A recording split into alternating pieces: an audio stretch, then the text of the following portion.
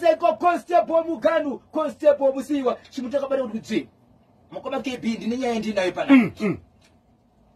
Ye mwana anogara na amai bake, baba bake bakafa. Okay. Mwana uyu akashiritsa hama za mai bake. Ndokudzigarisa pasi. Jikanzi baba bakafa. Ili ndira 25 years. Ndira kutorora mukadzi uye pano. Ane babe wepano ndini. Kwete kuti amai mukadzi wangu. Asi ndikuunze mukadzi wangu pano. Ndiye chashandira mai wangu. Vakandirira ndozviziva. Cool. Asi shukuru ndakushiredzera pano. Ndere kuti panapa ndikuna notenderera udzai hama yenyu kana ine zvayawana kaitire uko hama iri kutaurwa ndamai vake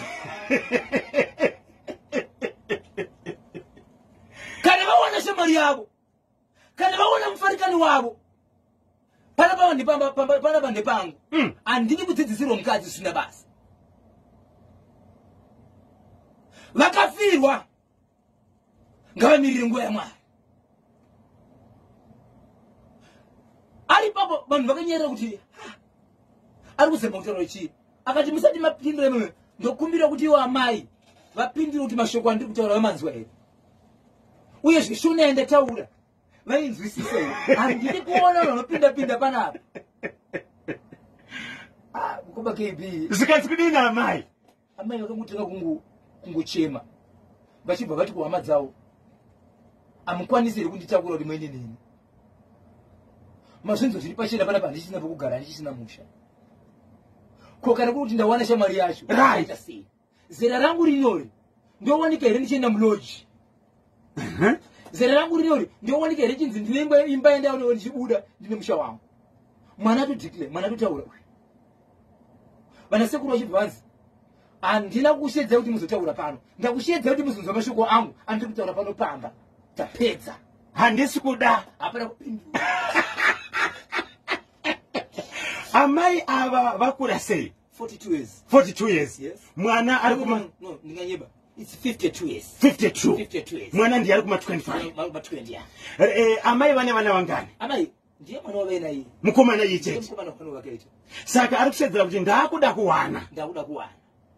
Mudzimai wangu kuti achengeta amai vangu. Asi ndakushedza vana sekuru. Kuti handidi kuona varume vanoti pano. Nikuti murume waamai akafa. Saka vana sekuru apana zvawakataura. Vakanzi ndakudanai kuti muzonzwa mashoko. Hey, mukomana pane kudziva ripo here. Inomutingira doro vana sekuru vamwe doro. Vana sekuru vemwe pamapenyu pano. Ndine muzukuru wenyu akasara ndiri panapa.